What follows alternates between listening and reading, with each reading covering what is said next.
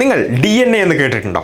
ഉണ്ടെങ്കിൽ അതിൽ എത്രത്തോളം ഇൻഫർമേഷൻസ് ഉണ്ടാകും എന്നുള്ളതാണ് നിങ്ങൾ വിചാരിക്കുന്നത്. നമ്മളൊന്ന് ആലോചിച്ച് നോക്കുക. ഒരു വലിയൊരു ഒരു 15 ഫ്ലോർ ലൈബ്രറിയെക്കുറിച്ച് നമ്മൾ ആലോചിച്ച് നോക്കുക. അത്രയും വലിയൊരു ലൈബ്രറി. ആ ലൈബ്രറിയിൽ എത്ര പുസ്തകം ഉണ്ടാവും? ഒരുപാട് പുസ്തകം ഉണ്ടാവും അല്ലേ? ആ പുസ്തകത്തിലൊക്കെ എത്ര ഇൻഫർമേഷൻസ് ഉണ്ടാവും? ഒരുപാട് ഇൻഫർമേഷൻസ് ഉണ്ട് അല്ലേ? ഒരു വലിയൊരു ലൈബ്രറി പോട്ടെ, 15 ഫ്ലോർ ഒന്നും വേണ്ട, ഒരു 2 നിലയുള്ള ഒരു ലൈബ്രറിയിലുള്ള പുസ്തകം മുഴുവൻ വായിച്ച് തീർക്കാൻ പോലും നമുക്ക് പറ്റില്ലേ? അത്രത്തോളം ഇൻഫർമേഷൻസ് അതിലുണ്ടാവും. ഓക്കെ, പക്ഷേ നമ്മൾ മനസ്സിലാക്കേണ്ടത് നമ്മുടെ സെൽസ് അല്ലേ, നമ്മുടെ സെൽസ് എന്ന് പറഞ്ഞാൽ വളരെ ചെറുതാണ്, നമുക്ക് കാണാൻ പോലും പറ്റില്ല. കാണണമെങ്കിൽ നമുക്ക് മൈക്രോസ്കോപ്പിൽ നോക്കണം അല്ലേ? ആ സെൽസിലല്ല, ആ സെൽസിനകത്ത് എന്തുണ്ട്? ന്യൂക്ലിയസ് ഉണ്ട് അല്ലേ? ആ ന്യൂക്ലിയസിൻ്റെ അകത്താണ് എന്തുള്ളത്? നമ്മുടെ DNA ഉള്ളത്. ആ DNA ഓരോ സെല്ലിലെയും DNA ഇത്രത്തോളം വലിയൊരു ലൈബ്രറിയിൽ അടങ്ങുന്ന അത്രയും ഇൻഫർമേഷൻസ് ആ ഓരോ സെൽസിലും നമുക്ക് കാണാൻ പോലും പറ്റാത്ത അത്രയും ചെറിയ സെൽസിൽ അത്രയും ഇൻഫർമേഷൻസ് ഉണ്ട് എന്നുള്ളതാണ് നമ്മൾ മനസ്സിലാക്കേണ്ടത്. ഇതെങ്ങനെയാണ് ഇത്രയും വലിയ ഇൻഫർമേഷൻ ഇത്രയും ചെറിയ സെല്ലിൽ അല്ലെങ്കിൽ ഇത്രയും ചെറിയ DNA ഉണ്ടായിട്ടുള്ളത് എന്നുള്ളതാണ് നമ്മൾ ഇന്ന് പരിശോധിക്കാൻ പോകുന്നത്. അതായത് 2 മീറ്റർ DNA ഉണ്ട് ശരിക്കും പറഞ്ഞാൽ. ഓരോ സെൽസിനകത്തും ഓരോ ന്യൂക്ലിയസിനകത്തും 2 മീറ്റർ DNA. 2 മീറ്റർ എന്ന് പറഞ്ഞാൽ എന്താ? അത്രയും വലുതാണ് അല്ലേ? അതെങ്ങനെ നമുക്ക് ഇത്രയും ചെറിയ ന്യൂക്ലിയസിനകത്തേക്ക് പറ്റുന്നത്? അതാണ് നമ്മളിന്ന് പരിശോധിക്കാൻ പോകുന്നത്. Fits inside 6 micrometre nucleus. അതായത് അത്രയും ചെറിയ, നമുക്ക് മൈക്രോമീറ്റർ എന്ന് പറഞ്ഞാൽ അത് അത്രയും ചെറിയ ന്യൂക്ലിയസിനകത്താണ് എന്ത് ചെയ്യുന്നത്? 2 മീറ്റർ അത്രയും വലിയ DNA അടങ്ങിയിട്ടുള്ളത്. അതിൻ്റെ ഒരു പാക്കിംഗ് റേഷ്യോ ആണ് 1:10,000 ആണ്. അതെങ്ങനെയാണ് സംഭവിക്കുന്നത്? ഓരോ സെൽസിലെയും DNA ഒരു നേർരേഖയിൽ വെച്ചാൽ, മൊത്തം നമ്മുടെ സെൽസിലെല്ലാം, നമ്മൾ ട്രില്യൺസ് ഓഫ് സെൽസ് ഉണ്ട് അല്ലേ, അതിലെല്ലാത്തിലെയും DNA ഇങ്ങനെ 2 മീറ്റർ ഉള്ള ആ DNA ഇങ്ങനെ അടുപ്പിച്ച് ഇങ്ങനെ വെച്ചാൽ എത്ര ഉണ്ടാവും എന്നറിയോ? ഭൂമിയിൽ നിന്നും പ്ലൂട്ടോ വരെ പോയി തിരിച്ചു വരാം. ഭൂമിയിൽ നിന്ന് പ്ലൂട്ടോ വരെ പോകുന്ന എത്ര ദൂരമുണ്ട്? എത്ര കിലോമീറ്റർ ഉണ്ടാവും അല്ലേ? അത്രയും കിലോമീറ്റർ പോയിട്ട് തിരിച്ചു വരാനുള്ള അത്രയും ന്യൂക്ലിയസിൻ്റെ വലിപ്പം നമ്മുടെ മൊത്തം സെൽസിലെ DNAകൾക്ക് ഉണ്ട്. ഒരു സെല്ലിലെ ന്യൂക്ലിയസ്, ഒരു സെൽസിലെ DNA എത്ര ഉണ്ട്? 2 മീറ്റർ ഉണ്ട്. അതിങ്ങനെ കൂട്ടി വെച്ചാൽ എല്ലാ സെൽസിലെയും കൂട്ടിയാൽ ഭൂമിയിൽ നിന്ന്, എർത്തിൽ നിന്ന് പ്ലൂട്ടോ വരെ പോയി തിരിച്ചു വരാൻ മാത്രമുള്ള അത്രയും കിലോമീറ്റേഴ്സ് ഉണ്ടാകും എന്നുള്ളതാണ്.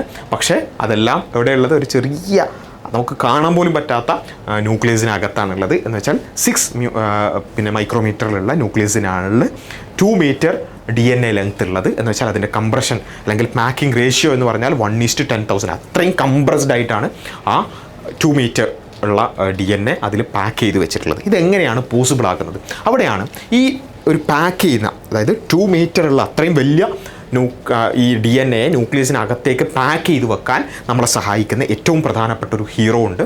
ആ hero is histone proteins. Okay, histone പ്രോട്ടീനുകൾ എന്ന് പറയുന്ന ഒരു ടീമുണ്ട്. ഓക്കെ, ആ പ്രോട്ടീൻസ് ആണ് എന്ത് ചെയ്യുന്നത്? ഇങ്ങനെ നമ്മളെ കോമ്പാക്റ്റ്ലി പാക്ക് ചെയ്യാൻ സഹായിക്കുന്നത്. DNA ബന്ധപ്പെട്ടിരിക്കുന്ന ഏറ്റവും ബേസിക് പ്രോട്ടീനുകളാണ് ഹിസ്റ്റോണുകൾ എന്ന് പറയുന്നത്.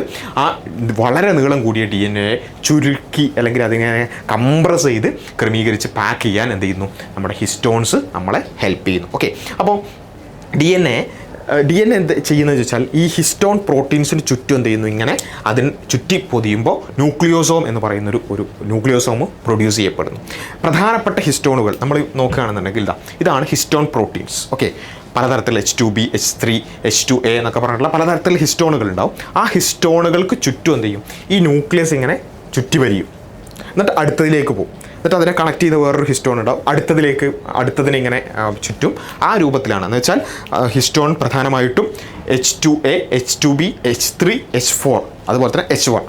ഇതിൽ H2A, H2B, H3, H4 എന്ന് പറയുന്നത് ന്യൂക്ലിയോസോമിൻ്റെ ആ കോർ ഉണ്ടാക്കാൻ, ഇപ്പോൾ നമ്മൾ നേരത്തെ കണ്ട ഇതാണ് ഒരു ന്യൂക്ലിയോസോം കോർ, അത് ഉണ്ടാക്കാൻ സഹായിക്കുന്നു. അതുപോലെ തന്നെ H1 എന്ന് പറയുന്ന ഹിസ്റ്റോൺ എന്ത് ചെയ്യുന്നു? ന്യൂക്ലിയോസോമുകൾ തമ്മിൽ, അതായത് ന്യൂക്ലിയോസോം എന്ന് പറഞ്ഞാൽ എന്താ? DNA plus histone proteins. Okay, ആ ഒരു മൊത്തം സിസ്റ്റത്തിനെയാണ് നമ്മൾ ന്യൂക്ലിയോസോം എന്ന് പറയുക. അങ്ങനെയുള്ള ഒരുപാട് ന്യൂക്ലിയോസോംസ് ഉണ്ടാവും അല്ലേ? അതിനെ തമ്മിൽ കണക്ട് ചെയ്യാൻ എന്ത് ചെയ്യുന്നു? H1 ഹിസ്റ്റോൺസ് സഹായിക്കുന്നു. ജസ്റ്റ് അതിൻ്റെ ഒരു ടെക്നിക്കാലിറ്റി പറഞ്ഞെന്ന് മാത്രം. ഇങ്ങനെയാണ് സംഭവിക്കുന്നത് അല്ലേ? വളരെ വിശദമായിട്ട് നമ്മൾ പഠിക്കേണ്ട കാര്യമാണ്. പക്ഷേ എങ്ങനെയാണ് ഇത്രയും വലിയ DNA ഇത്രയും ചെറിയ ന്യൂക്ലിയസിൽ പെടുന്നത് എന്നുള്ളത് മനസ്സിലാക്കാൻ വേണ്ടിയിട്ടാണ്. അപ്പം DNA ചുരുട്ടി ക്രോമോസോമുകളായിട്ട് ക്രമീകരിക്കാനും ജീൻ ആക്ഷൻ അതിനെ നിയന്ത്രിക്കാനും അതിൻ്റെ അത് പുറത്ത് കാണുന്ന കാര്യങ്ങൾ നിയന്ത്രിക്കാനും എന്ത് ചെയ്യുന്ന പ്രോട്ടീൻസാണ് ഹിസ്റ്റോൺസ് എന്ന് പറയുന്നത്. ഇങ്ങനെയാണ് ഹിസ്റ്റോൺ പ്രോട്ടീൻസ് ഉണ്ടാവുക. ഇങ്ങനെ കോമ്പാക്റ്റ്ലി പാക്ക് ചെയ്തിട്ടാണ് എന്ത് ചെയ്യുന്നത്?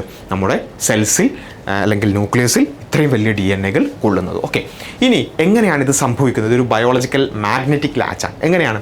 DNA നെഗറ്റീവ് ചാർജാണ്. ഓക്കെ, ഫോസ്ഫേറ്റ് ഗ്രൂപ്പ് ഉള്ളത് കൊണ്ട് DNA നെഗറ്റീവ് ചാർജാണുള്ളത്. എന്നാൽ ഹിസ്റ്റോൺ ആണെങ്കിൽ പോസിറ്റീവ്ലി ചാർജ്ഡാണ്. ഹിസ്റ്റോൺ പ്രോട്ടീൻസ് പോസിറ്റീവ്ലി ചാർജ്ഡാണ്, DNA നെഗറ്റീവ്ലി ചാർജ്ഡാണ്. അപ്പോൾ എന്ത് ചെയ്യുന്നു? ഒരു ഇലക്ട്രോസ്റ്റാറ്റിക് അട്രാക്ഷൻ ഹിസ്റ്റോൺ പ്രോട്ടീൻസും DNAയും തമ്മിലുണ്ടാവും അല്ലേ. DNA ഫോസ്ഫേറ്റ് ഗ്രൂപ്പ് ഉള്ളത് കൊണ്ട് അതിന് നെഗറ്റീവ് ചാർജ് ഉണ്ടാവും, ഇതിന് പോസിറ്റീവ് ചാർജ് ഉണ്ടാവും. അതുകൊണ്ട് തന്നെ നെഗറ്റീവും പോസിറ്റീവും അട്രാക്ട് ചെയ്തിട്ട് ഇലക്ട്രോസ്റ്റാറ്റിക് അട്രാക്ഷൻ ഉണ്ടാവും. അങ്ങനെയാണ് എന്ത് ചെയ്യുന്നത്? ഇത് തമ്മിൽ അട്രാക്ട് ചെയ്ത് അങ്ങനെ കോമ്പാക്ട്ലി പാക്ഡ് ആയിട്ടാണ് DNA ഹിസ്റ്റോൺ കോർ ഉണ്ടാവുന്നത്. അങ്ങനെയാണ് ഇത്രയും കോമ്പാക്ട്ലി പാക്ക് ചെയ്യാൻ പറ്റുന്നത്.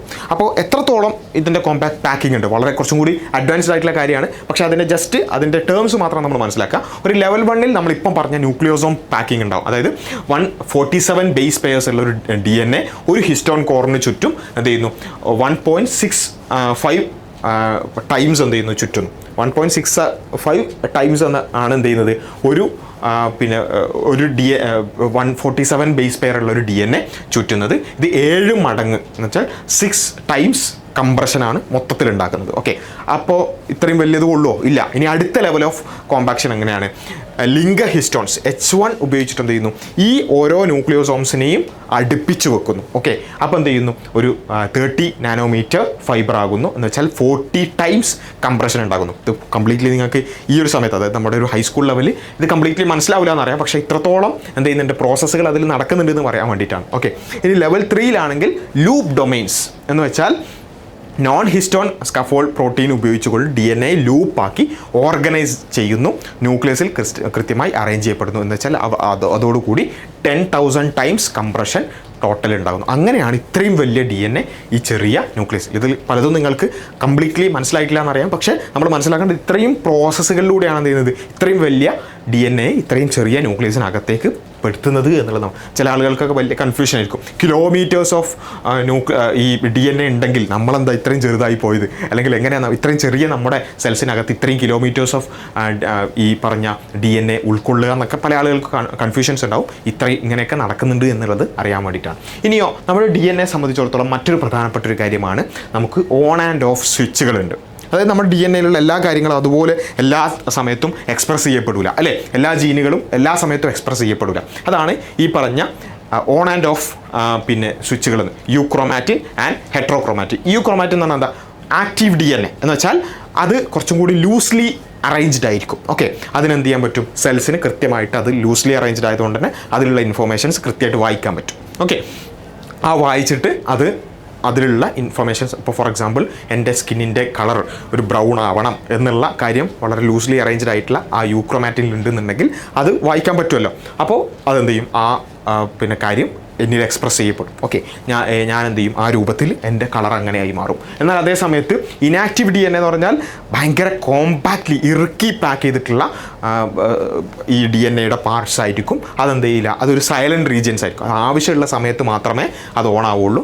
ടെമ്പറലി ഓഫ് ആയിരിക്കും. ഫോർ എക്സാമ്പിൾ ഏതെങ്കിലും ഒരു കാര്യം, ഏതെങ്കിലും ഒരു ട്രേറ്റ് എൻ്റെ DNA ഉണ്ടാവും, പക്ഷെ അത് ഓഫ് ആയിരിക്കും. ഓൺ ആവുന്ന സമയത്ത് മാത്രമേ എന്നിൽ അത് എന്ത് ചെയ്യുള്ളൂ? കാണുള്ളൂ. ഇതാണ് ആക്റ്റീവ് ആൻഡ് ഇനാക്റ്റീവ് DNA. ഇതുകൂടി നമ്മുടെ DNAയുമായി ബന്ധപ്പെട്ടുകൊണ്ട് പഠിക്കേണ്ട ഒരു കാര്യമാണ്. ഇത് ശരിക്കും പറഞ്ഞാൽ ഒരു ലിവിങ് ഹാർഡ് ഡ്രൈവ് പോലെയാണ് ശരിക്കും വർക്ക് ചെയ്യുന്നത്.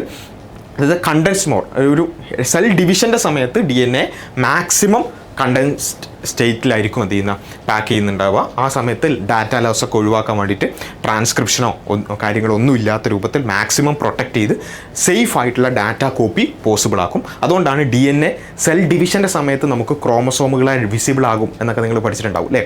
അതെന്തുകൊണ്ടാണ്? സെൽ ഡിവിഷൻ്റെ സമയത്ത് ഇത് ഭയങ്കര കോമ്പാക്ട്ലി പാക്ഡായി ആ ഒരു ക്രോമസോമിൻ്റെ രൂപത്തിൽ തന്നെ അത്രയും കണ്ടൻസ്ലി പാക്ഡ് ആയിരിക്കും. പക്ഷേ അല്ലാത്ത സമയത്ത്, സെൽ ഡിവിഷൻ്റെ അല്ലാത്ത സമയത്ത് അത് നോർമൽ ഫങ്ഷൻ സമയമായിരിക്കും. ആ സമയത്ത് ആവശ്യമുള്ള DNA റീജിയൻ മാത്രം അൺസിപ്പ് ചെയ്ത്, അല്ലെങ്കിൽ അത് മാത്രം നോർമലാക്കിക്കൊണ്ട് എന്ത് ചെയ്യുന്നു? ട്രാൻസ്ക്രിപ്ഷൻ എന്ന് പറഞ്ഞാൽ എന്താ? DNAയിൽ നിന്ന് പ്രോട്ടീനാക്കി മാറ്റുമ്പോഴാണ് നമ്മുടെ ശരീരത്തിൽ അതിൻ്റെ ഡിഫറൻസസ് കാണാൻ പറ്റുക. അങ്ങനെ പാക്ഡ് ആയിരിക്കുന്നു. അപ്പോൾ ഒരു സെലക്റ്റീവ് ആയിട്ടുള്ള അൺസിപ്പിംഗ് അവിടെ നടക്കുന്നു.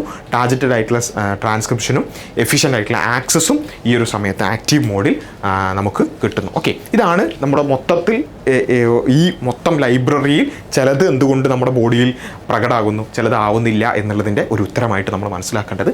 ഓക്കെ, ഇനി ഈ ഒരു DNA കോപ്പിയിങ്ങിൽ എന്തെങ്കിലും ചെറിയ വ്യത്യാസം, ആ ഒരു പാക്കേജിങ്ങിലോ കോപ്പിങ്ങിലോ എന്തെങ്കിലും ചെറിയൊരു വ്യത്യാസം ഉണ്ടായാൽ പോലും സെൽ ഫംഗ്ഷനെ പൂർണ്ണമായിട്ട് എന്ത് ചെയ്യും, അത് തകർക്കും. റോങ് ജീൻസ് ആക്ടിവേറ്റ് അല്ലെങ്കിൽ കറക്റ്റ് ജീൻസ് സൈലൻസ് ആകുന്ന ഒരു അവസ്ഥ ഉണ്ടാവും. അതായത് നമുക്കറിയാം ചില ജീൻസ് മാത്രമേ എന്ത് ചെയ്യുള്ളൂ, സൈലൻ്റ് ആവാൻ പാടുള്ളൂ, ചിലത് ആക്റ്റീവായിരിക്കണം. ആക്റ്റീവായിരിക്കേണ്ടത് സൈലൻ്റോ, സൈലൻ്റായിരിക്കേണ്ടത് ആക്റ്റീവോ ആയാൽ തന്നെ ആകെ മൊത്തത്തിൽ പണി പാടും. ഓക്കെ, അതാണ് പറയുന്നത്. ഈ പാക്കേജിങ്ങിൽ വളരെ കൃത്യമായിട്ടായിരിക്കും, അത്രയും സൂക്ഷ്മമായിട്ട് അത്രയും കൃത്യമായിട്ടായിരിക്കണം എല്ലാ കാര്യങ്ങളും നടക്കേണ്ടത്. എന്തെങ്കിലും ചെറിയ വ്യത്യാസം ഉണ്ടായാൽ മൊത്തത്തിൽ പണി പാടും. ഏതുപോലെ ഫോർ എക്സാമ്പിൾ, അതിൻ്റെ ഒരു എക്സാമ്പിളാണ് ക്യാൻസർ അല്ലേ. ട്യൂമർ സെൽസ് സപ്രസ് ഒരു ട്യൂമർ സപ്രസർ ജീൻസ് ഉണ്ട്, അതായത് ട്യൂമറിനെ സപ്രസ് ചെയ്യുന്ന ജീൻസ് ഉണ്ട്. അത് സൈലൻസ് ആവുകയോ ഓൺഗോ ജീൻസ് ആക്ടിവേറ്റ് ആവുകയോ ചെയ്താൽ ക്യാൻസർ ഉണ്ടാവും. അതായത് രണ്ട് തരത്തിലുള്ള ജീനുകൾ ഒന്ന് ആലോചിച്ച് നോക്കാം. ട്യൂമർ സപ്രസർ ജീൻ എന്ന് പറഞ്ഞാൽ എന്താ, ക്യാൻസറിനെ സപ്രസ് ചെയ്യുന്ന ജീൻ. അത് പൊതുവെ ആക്റ്റീവ് ആയിരിക്കണം. ഓക്കെ, അത് സൈലൻ്റ് ആയി പോയാൽ ക്യാൻസർ വരും അല്ലേ, ട്യൂമറിനെ സപ്രസ് ചെയ്യില്ല. അതേപോലെ തന്നെ ഓൺഗോ ജീൻസ് പറഞ്ഞാൽ ക്യാൻസർ ഉണ്ടാക്കുന്ന ജീൻസ് അല്ലേ, അത് സാധാരണ രീതിയിൽ സൈലൻ്റ് ആയിരിക്കും. അത് ആക്ടിവേറ്റ് ആയാൽ എന്ത് സംഭവിക്കും, ക്യാൻസർ ഉണ്ടാവും. മനസ്സിലായില്ലേ? അതായത് ആക്ടിവേറ്റ് ആവേണ്ടത് സൈലൻ്റ് ആവേണ്ടത് ആക്ടിവേറ്റ് ആയാൽ തന്നെ മൊത്തത്തിൽ പ്രശ്നമാവും. അതുപോലെ തന്നെയാണ് ജെനറ്റിക് ഡിസോർഡേഴ്സ്. ഇൻകറക്റ്റ് ആയിട്ടുള്ള കമ്പാക്ഷൻ ഡെവലപ്മെൻറ്റൽ ജീൻസിനെ അഫക്റ്റ് ചെയ്ത് ജെനറ്റിക് ഡിസീസസ് ഉണ്ടാക്കുന്നു. കമ്പാക്ഷനിൽ എന്തെങ്കിലും ഇൻകറക്റ്റ്നെസ് ഉണ്ടായാലാണ് ഈ പറഞ്ഞ ജെനറ്റിക് ഡിസോർഡേഴ്സ് വരുന്നത്. അതുപോലെ തന്നെയാണ് ഏജിങ്. നമ്മളിങ്ങനെ പ്രായം കൂടി വരുമ്പോൾ ആ ഒരു DNA പാക്കേജിങ്ങിൻ്റെ ഒരു എഫിഷ്യൻസിയും ആ ഒരു കൃത്യതയൊക്കെ മാറി കുറഞ്ഞു എന്ത് ചെയ്യുന്നു, ഡീറെഗുലേറ്റഡ് ആവുകയും അങ്ങനെ പലതരത്തിലുള്ള ഏജിങ് റിലേറ്റഡ് പ്രശ്നങ്ങളൊക്കെ നമുക്ക് വരുന്നത് ഈ ഒരു കാരണം കൊണ്ടാണ്. ആ ഒരു പാക്കേജിങ്ങിലെ എഫിഷ്യൻസി കുറഞ്ഞു വരുന്നത് കൊണ്ടാണ് നമുക്ക് പ്രായം കൂടുന്നതിനനുസരിച്ച് പലതരം പ്രശ്നങ്ങൾ ഉണ്ടാവാൻ കാരണം. ഓക്കെ, അപ്പോൾ നമ്മൾ ആലോചിച്ച് നോക്കുക, നമ്മുടെ ക്യാൻസറുമായിട്ടും നമ്മുടെ ജെനറ്റിക് ഡിസോർഡേഴ്സായിട്ടും നമ്മുടെ ഏജിങ്ങുമായിട്ട് കൂടി ബന്ധപ്പെട്ടതാണ് ഈ DNAയിൽ ഇത്രയും കൃത്യമായ പാക്കേജിങ് എന്ന് പറയുന്നത്. അത് കൃത്യമായിട്ട് നടക്കുകയാണെന്നുണ്ടെങ്കിൽ എല്ലാം ക്ലിയർ ആയിരിക്കും. ആക്ടിവേറ്റ് ആവേണ്ടത് ആക്ടിവേറ്റും സപ്രസ് ചെയ്യേണ്ടത് സപ്രസ് ചെയ്തോ ഒക്കെ കൃത്യമായിട്ട് കിടക്കും. അതിലെന്തെങ്കിലും ഡിഫറൻസസ് വരുമ്പോഴാണ് മൊത്തത്തിൽ പ്രശ്നങ്ങൾ വരുന്നത് എന്നുള്ളത് നമ്മൾ മനസ്സിലാക്കുക. ഓക്കെ, അപ്പോൾ ഇതാണ് നമ്മൾ മനസ്സിലാക്കേണ്ടത്. 2 മീറ്റർ DNA, 6 മൈക്രോമീറ്റർ ന്യൂക്ലിയസിൽ 1:10,000 പാക്കേജിങ് റേഷ്യോയിൽ ഉണ്ടാവുന്നത് അത്രയും കൃത്യമായ ഒരു എഞ്ചിനീയറിംഗ് ആണ് അല്ലേ. അപ്പോൾ ഹിസ്റ്റോൺ പ്ലസ് DNA ആണ് ആ ഒരു electrostatic attraction, positive negative attraction കൊണ്ടാണ് ഒരു ബയോളജിക്കൽ മാഗ്നറ്റിക് ലാച്ച് ഉണ്ടാവുന്നത്. ഇനി 3 ലെയേഴ്സ് ഓഫ് കമ്പാക്ഷനെ കുറിച്ച് നമ്മൾ പറഞ്ഞു. ന്യൂക്ലിയോസോം, 30 നാനോമീറ്റർ ഫൈബർ, അതേപോലെ തന്നെ ലൂപ്പ് ഡൊമൈൻസ് അല്ലേ. അതേപോലെ തന്നെ യൂക്രോമാറ്റിൻ ആക്റ്റീവും ഹെട്രോക്രോമാറ്റിൻ ഇനാക്റ്റീവും DNAയുടെ ഓൺ ആൻഡ് ഓഫ് കാര്യങ്ങൾ നമ്മൾ പറഞ്ഞു. ആ പാക്കേജിങ് എററിൽ എന്തെങ്കിലും സംഭവിച്ചാൽ ക്യാൻസർ, ജെനറ്റിക് ഡിസോർഡേഴ്സ്, ഏജിങ്ങുമായി ബന്ധപ്പെട്ടുള്ള കാര്യങ്ങൾ നമ്മൾ പറഞ്ഞു. അപ്പോൾ നമ്മളിപ്പോൾ ജീവിച്ചിരിക്കുന്നത് എന്തുകൊണ്ടാണ്, ഈ പെർഫെക്റ്റ് പാക്കേജിങ് കൊണ്ടാണ്. നമ്മൾ അത്രയും പെർഫെക്റ്റ് ആയിട്ട് നമ്മുടെ സെൽസിൽ, നമ്മുടെ ന്യൂക്ലിയസിൽ ഈ പറഞ്ഞ DNA കൃത്യമായി പാക്കേജ് ചെയ്ത് അതിൽ തന്നെ ഓരോ ഹിസ്റ്റോൺസും ഓരോ കൃത്യമായ ഒരു പാക്കേജിങ് കോമ്പാക്ഷനും കൃത്യമായി നടക്കുന്നത് കൊണ്ടാണ് നമ്മളിപ്പോൾ ഇങ്ങനെ ജീവിച്ചിരിക്കുന്നത്. അതിലെന്തെങ്കിലും ചെറിയ എറേഴ്സ് സംഭവിച്ചാൽ പോലും, എറേഴ്സ് എന്ന് പറഞ്ഞാൽ കാലക്രമേണയുള്ള എറേഴ്സ് പോലും നമുക്ക് ചെറിയ പ്രശ്നങ്ങൾ ഉണ്ടാക്കും. മൊത്തത്തിൽ എന്തെങ്കിലും വലിയ എറർ സംഭവിച്ചാൽ അത്രയും വലിയൊരു സെൽ ഡീറെഗുലേഷനെയാണ് അത് കാരണമാവുക. അപ്പോൾ അത്രയും പെർഫെക്റ്റ് പാക്കേജിംഗ് ആണ് നമ്മുടെ ഓരോരുത്തരുടെയും സെൽസിൽ ഉള്ളത് എന്നുള്ളത് കൂടി നമ്മൾ മനസ്സിലാക്കുക. ഇതുപോലെയുള്ള നമ്മൾ സാധാരണ കേട്ടതിനപ്പുറത്തേക്കുള്ള കുറച്ച് അധികം സയൻറ്റിഫിക് ഫാക്റ്റുകളും കാര്യങ്ങളൊക്കെ നമുക്ക് ഇതുപോലെയുള്ള വീഡിയോകളിലൂടെ ഡിസ്കസ് ചെയ്യാം. നമ്മുടെ ചാനൽ സബ്സ്ക്രൈബ് ചെയ്യുക. കൂടുതൽ ആളുകളിലേക്ക് ഇങ്ങനെ സയൻറ്റിഫിക് കാര്യങ്ങൾ അറിയാനുള്ള ക്യൂരിയോസിറ്റി ഉള്ള ആളുകളിലേക്ക് കൂടുതൽ ഷെയർ ചെയ്യുക, എത്തിക്കുക. ഓക്കെ, ഇതുപോലെയുള്ള വിഷയങ്ങൾ നമുക്ക് വീണ്ടും സംസാരിക്കാം. Thank you.